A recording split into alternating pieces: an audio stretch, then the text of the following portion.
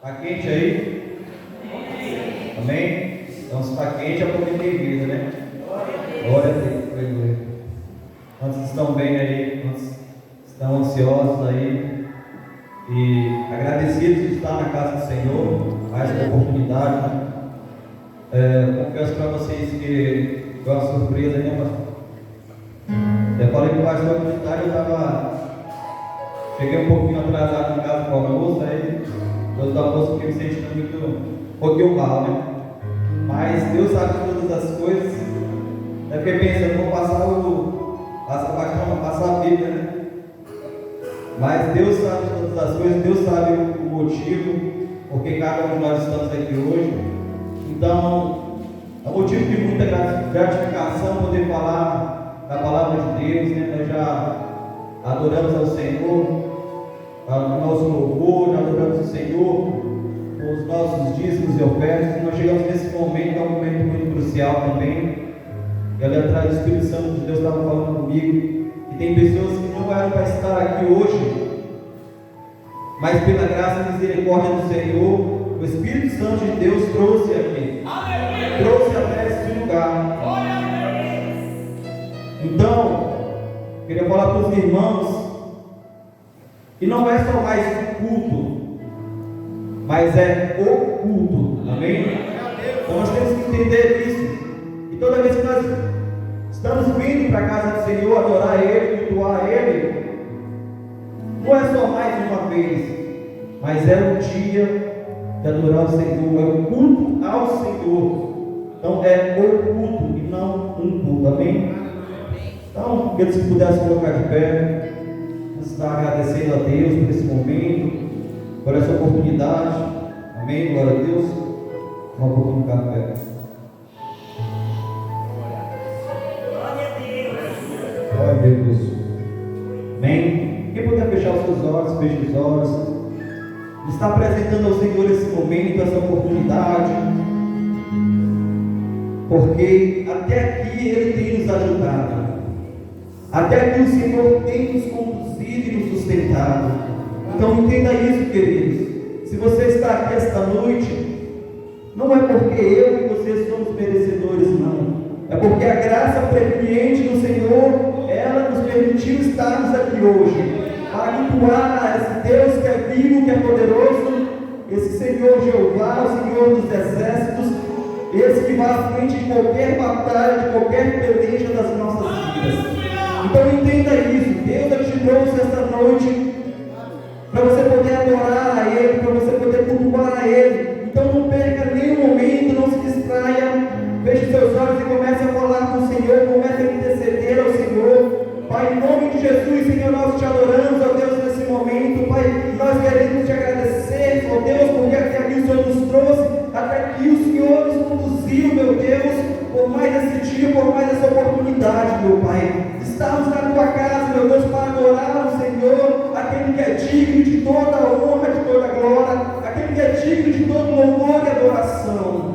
Senhor, em nome de Jesus, aqui está a tua palavra, meu Deus. Senhor, fala, meu Deus, ao teu povo, à tua igreja, a essa nação eleita, sacerdócio real, meu Deus, em nome de Jesus, vai falando desde já, vai penetrando, Senhor, em cada coração, meu Deus, vai trabalhando, meu Pai, em cada coração, para que eles possam estar receptivos à tua palavra, meu Deus, porque de mim, Senhor, eu não tenho nada a oferecer, mas o Senhor tem, Pai, aquilo que nós precisamos, ó Deus. O Senhor tem o maná, Pai. O Senhor tem a água da vida. O Senhor tem o pão que vai descer do céu e já desceu do céu nesta noite para alimentar cada um de nós.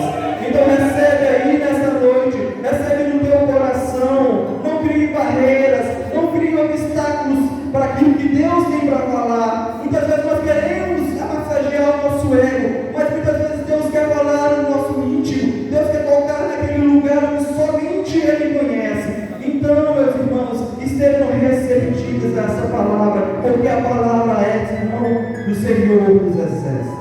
Amém, glória a Deus. Aquele que trouxe a sua Bíblia, a sua espada, abra lá em 2 Crônicas, o capítulo é o 32. Eu queria tentar ser objetivo, né, porque a gente tem pouquinho de tempo ainda, graças a Deus. Então, 2 Crônicas, capítulo 32, a partir do verso 7, amém? Quem achou, diga amém, glória a Deus, aleluia. Quem não achou, diga espera misericórdia. E quem tiver com dificuldade, terça-feira na escola bíblica, amém? Então, 2 Crônicas, está aqui, 32, verso 7. Vou ler aqui para os irmãos, amém?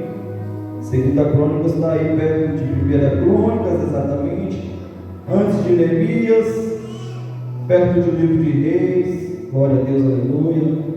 E assim diz a palavra do Senhor aos nossos corações: esforçai-vos e tende bom ânimo, não temais, nem vos espanteis por causa do rei da Assíria, nem por causa de toda a multidão que está com ele, porque há um maior conosco do que com ele. Há um maior conosco do que com eles.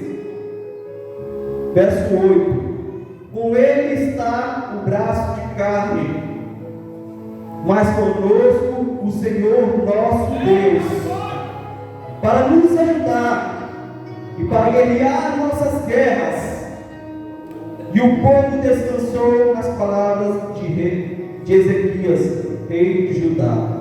Então, só mais uma vez, o verso 8: com ele está o braço de carne, mas conosco o Senhor nosso Deus, para nos ajudar, para guerrear as nossas guerras. E o povo descansou as palavras de Ezequias, rei de Judá. Amém? Então, está aí, glória a Deus, aleluia. Aí, glorificando, vai adorando o nome do Senhor. Pode se sentar, pode ficar à vontade. Amém? Então, meus irmãos, aqui no livro de 2 Crônicas, exatamente no capítulo 32, nós vamos ter aqui dois reis. De um lado, eu tenho o rei Senaqueribe, que é o rei da Síria, e do outro lado, eu tenho o rei Ezequias, que é o rei de Judá, o rei da capital de Jerusalém. E esse capítulo 32, ele é um capítulo muito assim abençoado, eu meditando nele, porque quando nós vamos perceber que a distinção entre um e outro, nós vamos entender nos dias atuais o que nós estamos vivendo. Porque um ia contra o outro. A palavra de Deus diz que o rei da Assíria, Senaqueribe, ele ia com o seu povo diante de Judá. Ele ia para fazer amizade? Ele ia para tomar um café? Não, ele ia para destruir, para tomar a cidade de Jerusalém. Então nós temos que entender isso, que o rei Ezequias, ele recebeu essa informação, ele recebeu essa mensagem que falava a respeito disso que iria acontecer diante do seu reino. E a palavra de Deus vai nos falar aqui que Ezequias, ele tomou algumas precauções, algumas atitudes iniciais. Então eu vejo aqui nessa passagem, no capítulo 32, se vocês forem ler, no capítulo 32, do verso 1, ali até o verso 23, logo no início, a palavra de Deus vai falar que Ezequias, ele teve ali uma atitude, ele teve ali uma estratégia, porque a palavra de Deus diz que do lado de fora existiam fontes de águas, existiam ali fontes que alimentavam aquele povo. E quando ele ficou sabendo dessa invasão, quando ele ficou sabendo que Senaqueribe vinha diante do reino dele, ele começou a fechar esses poços de água, ele começou a mudar o caminho, ele começou a mudar o canal dessas águas, para que essas águas não pudessem ficar à vista do povo de Senaqueribe. E a palavra de Deus diz que Senaqueribe não foi diante, imediatamente não foi diante de Ezequias, um oficial dele, um chefe da guarda dele, para falar com Ezequias.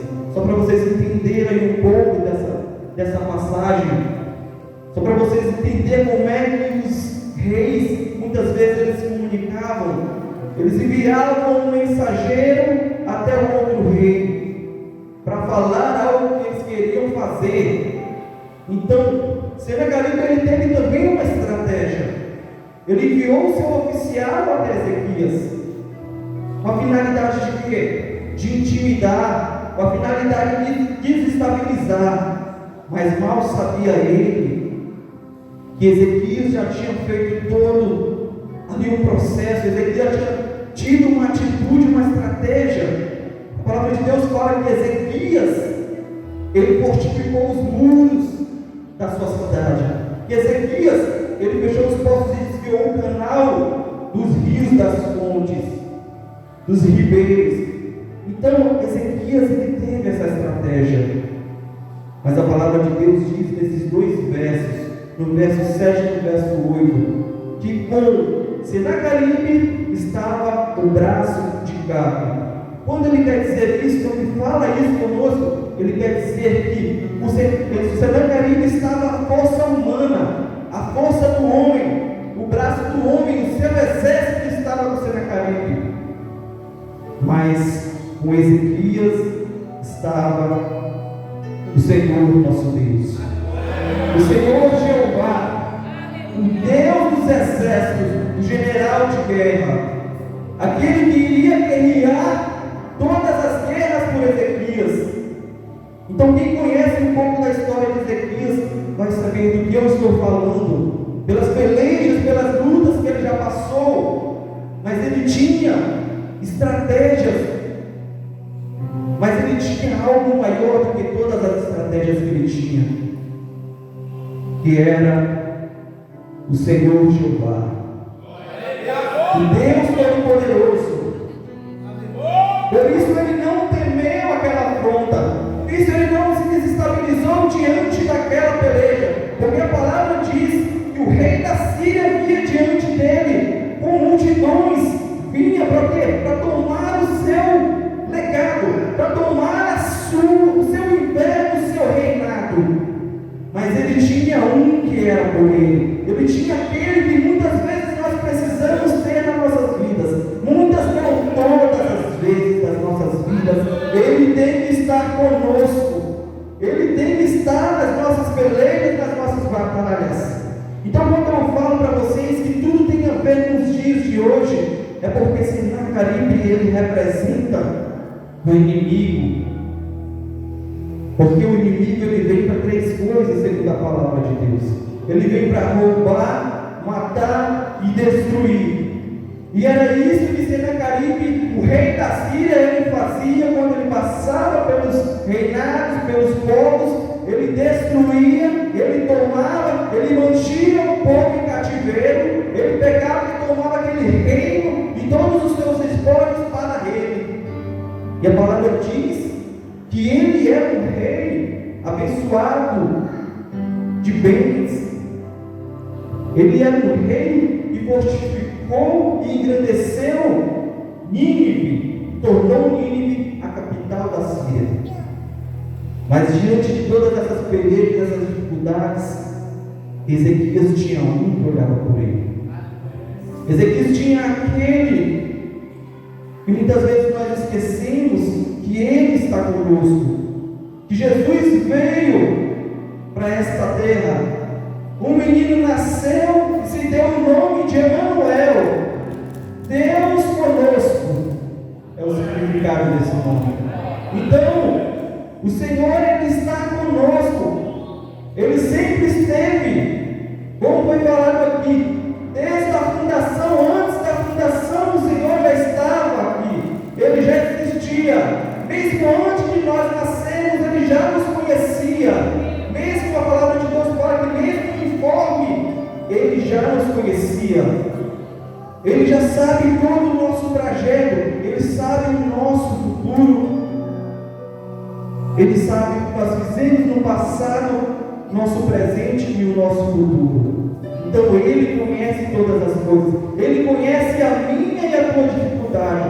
Ele conhece a minha e a tua peleja, assim como Ele conhecia a peleja de Ezequias. E Ezequias, muito sábio, quando ele se reuniu, a palavra de Deus fala que ele se reuniu com os príncipes locais, com o seu povo, e começou a fazer um plano de ação dele, vamos dizer assim. Começou a preparar todas as coisas. Aqui eu percebo também que Ezequias, ele era um rei muito organizado. Ele era um rei muito sábio. E por isso, ele teve toda essa estratégia. Ele teve toda essa iniciativa de fazer isso. Então nós temos que entender que nós também temos que ter estratégias. Nós precisamos ter atitude diante de Deus, porque o Deus que estava com Ezequias também está conosco. Assim diz a palavra dele. Mas conosco o Senhor nosso Deus está para nos ajudar e para guerrear nossas guerras. Então não adianta você tentar guerrear muitas vezes com o seu braço, com a sua força, com o seu braço de carne. Mas uma coisa eu te garanto, eu tenho convicção, que se você colocar aquele que é o escudo, aquele que é o general de guerra na frente das suas pelejas, das suas batalhas, você vai conseguir vencer a batalha, você vai conseguir vencer a guerra, porque Ele está à frente. Então a garantia é certa. Nós temos que ter essa convicção, vocês entendam isso. Existe uma eternidade, existe um plano de salvação, e esse plano já foi estabelecido. Aleluia! E esse plano se chama Jesus Cristo de Nazaré. E Ele veio para isso, Ele pagou o preço pela minha e pela tua vida. Assim como o pastor falou, a palavra de Deus, ela nos diz que Jesus, Ele veio para os seus, mas os seus nos rejeitaram. E todos aqueles que o receberam, Ele lhe deu o direito e o poder de serem chamados filhos de Deus.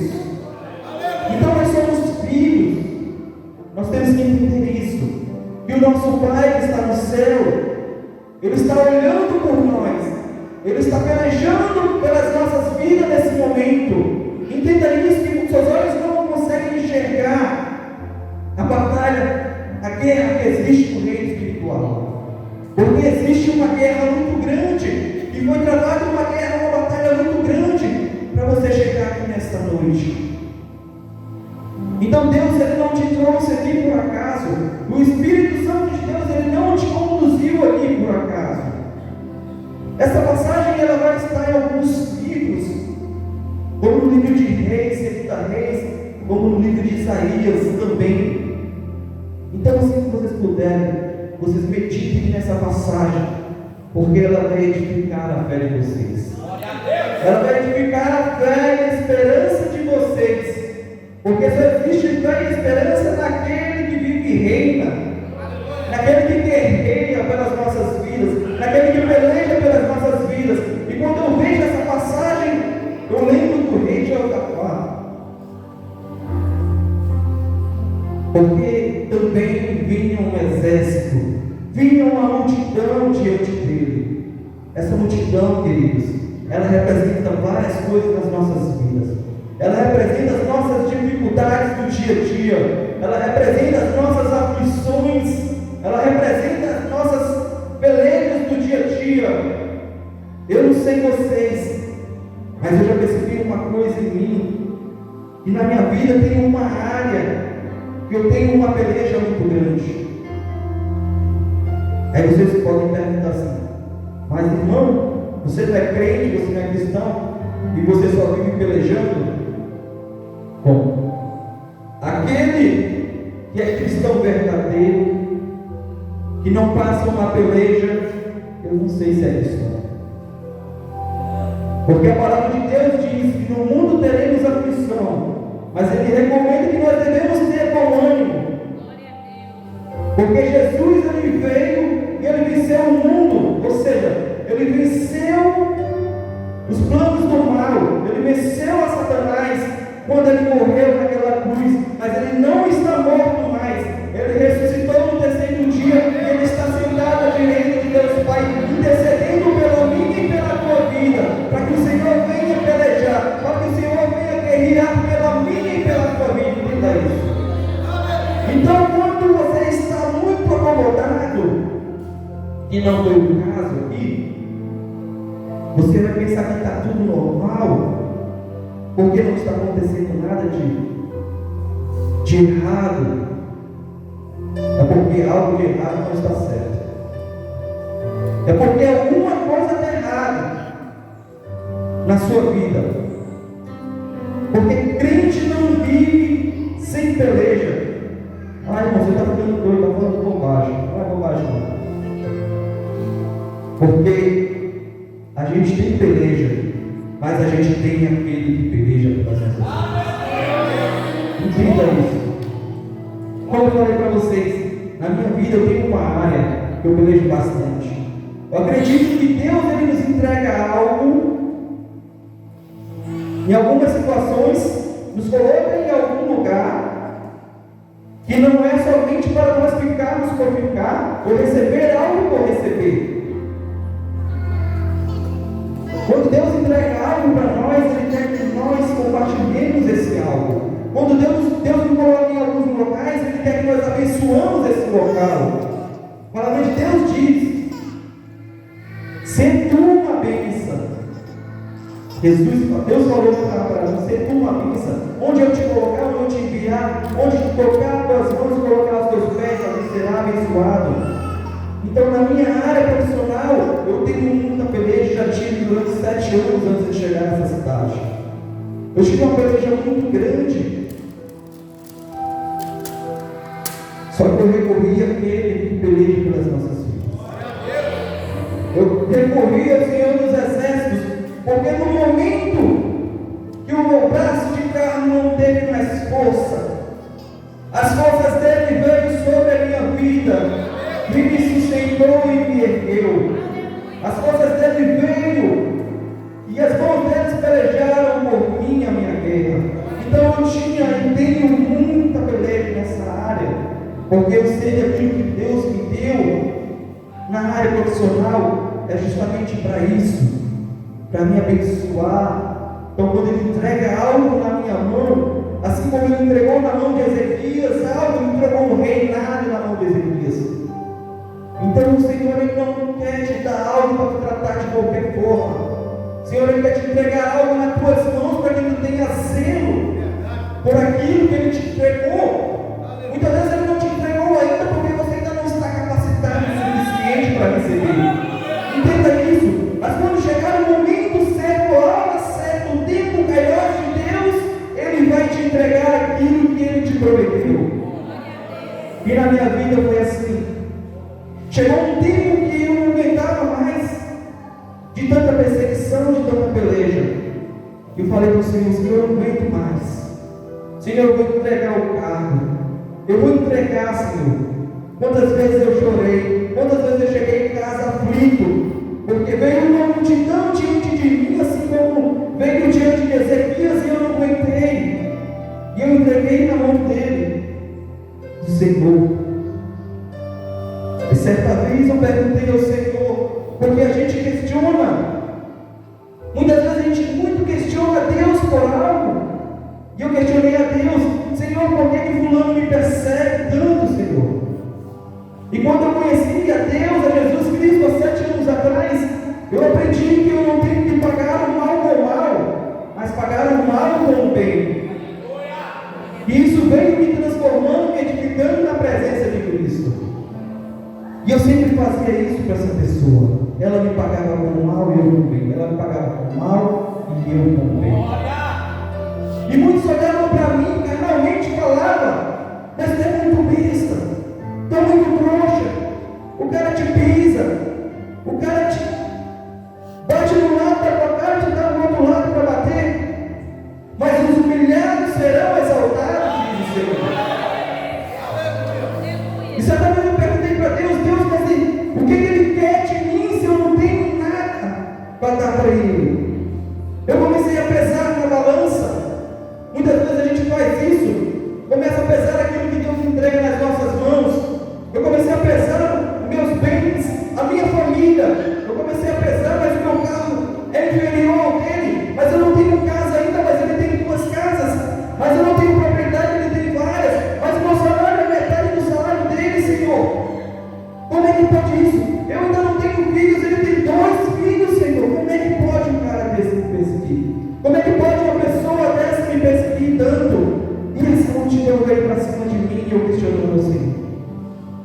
Aí o Senhor me deu uma chicotada assim, pá.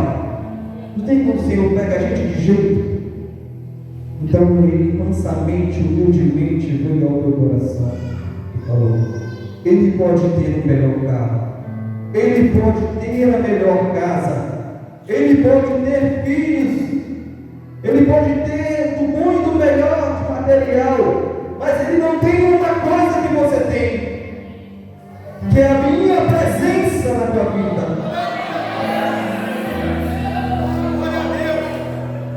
E aí você vai falar o que para Deus nessa hora? Quando Deus chega e te pega de jeito, o que você vai falar para Deus? Aí eu fiquei pensando, Senhor, mas ele é ímpio. Como é que ele é abençoado dessa forma? Mas o Senhor disse ao meu coração: somente com teus olhos olharás e verás a recompensa dos ímpios. Porque a recompensa dos ímpios, ela pode prosperar nesse mundo, mas na vida futura a palavra de Deus diz que elas serão consumidas pelos terrores. Então entenda isso. Mas aquele que confia no Senhor, o Senhor o colocará em glória.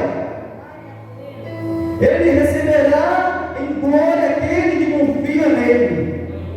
Então eu creio que o Senhor recebeu Ezequias em glória, porque Ezequias confiou no Senhor, porque Ezequias falou: não, ele pode ter um braço forte, mas eu tenho o dono do braço, o dono das pernas, o dono da cabeça, o dono do corpo.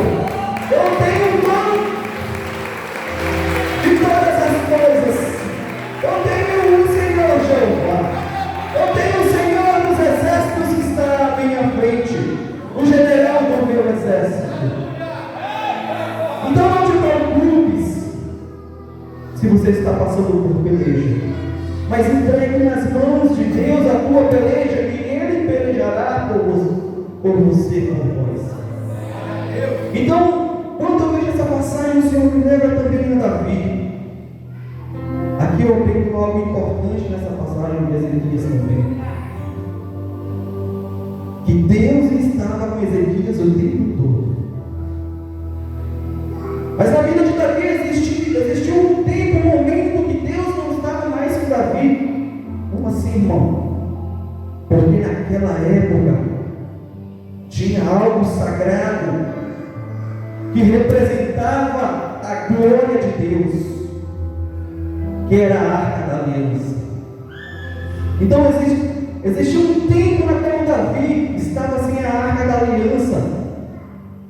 Por um descuido, por uma batalha, uma guerra, eles perderam a Arca da Aliança para os filisteus. E aí eu creio que a palavra de Deus diz que toda a batalha, toda a peleja daquele povo de Davi, toda vez que eles iam para a peleja, quem estava à frente? A Arca da Aliança. Porque a Arca da Aliança representava a própria presença de Deus, a glória de Deus. Então, quando a presença de Deus, a glória de Deus está na minha vida e na tua vida, quando ela vai à frente das nossas pelejas, é vitória garantida.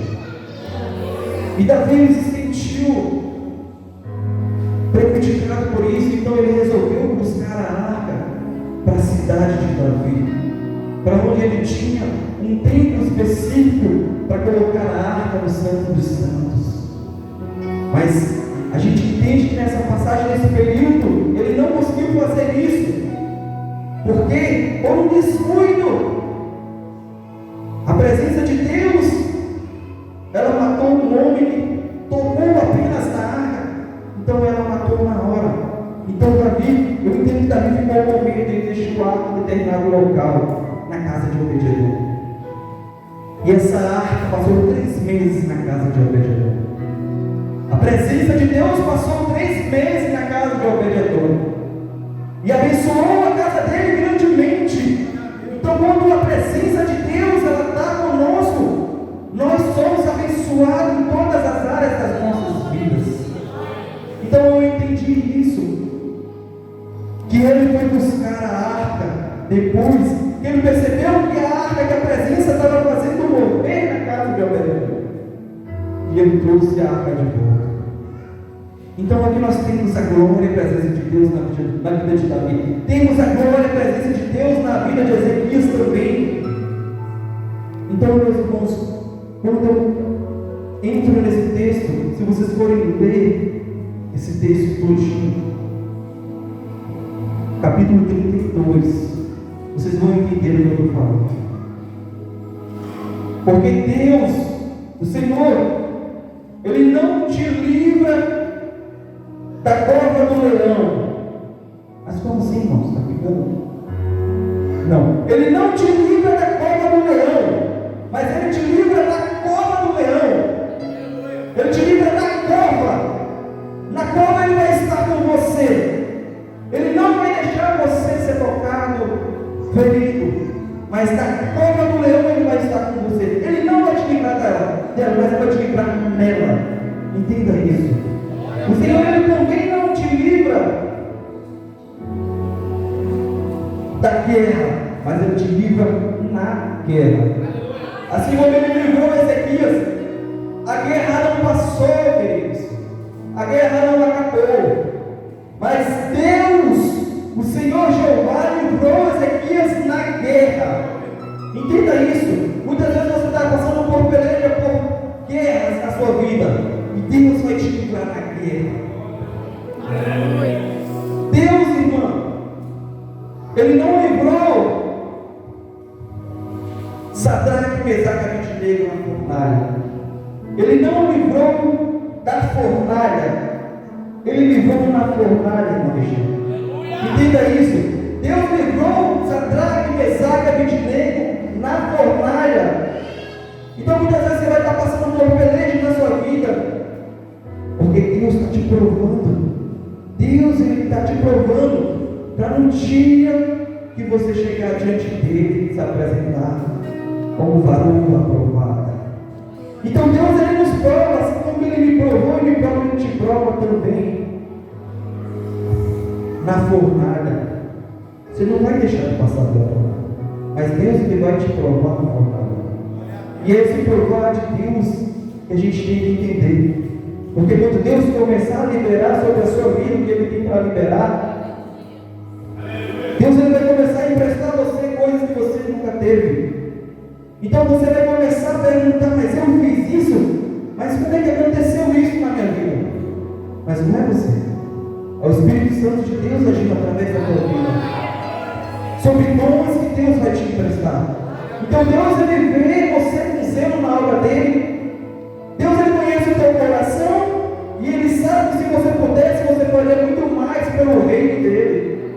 Entenda isso. Então, por essa dedicação, assim como Ezequias foi dedicado, foi cauteloso, Ezequias foi estratégico diante do reino do Senhor, porque o reino não era dele, era de mão de Deus. Deus vê você assim também, cuidadosa, cautelosa, e Deus vai começar a te emprestar dons, e você vai ficar sem saber por que está acontecendo. Você será tomado pelo Espírito Santo de Deus no teu vida. Amém? Então Deus, Ele quer fazer isso comigo e contigo. Deus, Ele vai fazer isso conosco. Ele vai nos proteger. Ele vai continuar pelejando pelas nossas vidas. E para finalizar, eu queria deixar esse verso 21. Olha o meu verso 21 fala: então o Senhor enviou um anjo e destruiu todos os varões valentes e os príncipes e os chefes do arraial do rei da Síria. Veja como Deus trabalha. Ezequias não precisou, pelo que eu entendi, pelo que a palavra diz, ele não precisou mover muito do que ele tinha, mas ele precisou fazer o necessário para mover o coração de Deus. Então enviou um anjo no meio do arraial do rei Senaqueribe para destruir todos os varões valentes daquele reino. Porque entenda uma coisa, que aquele que tem Deus na sua vida ninguém toca. Aquele que é escolhido e ungido do Senhor ninguém toca. porque o Senhor dos Exércitos peleja pelas nossas vidas. Aleluia. E este, no caso Senaqueribe, e este tornou com vergonha de rosto a sua terra, e entrando na casa de seu Deus, com D minúsculo, os mesmos que saíram das suas entranhas o mataram ali. Então, esse foi o pagamento de Senaqueribe. Ele tentou contra o exército, contra o reino de Ezequias, mas o Senhor dos Exércitos estava à frente do reino de Ezequias. Ele enviou um anjo lá no meio do arraial, destruiu o exército que pelejava contra Ezequias, e quando Senaqueribe retornou para o seu reino, os próprios filhos dele o mataram. Então, aquilo que ele tentou fazer contra o reinado se voltou contra ele. Então entenda isso, que Deus ele vai fazer na minha e na tua vida, só depende de uma coisa, de mim e de você.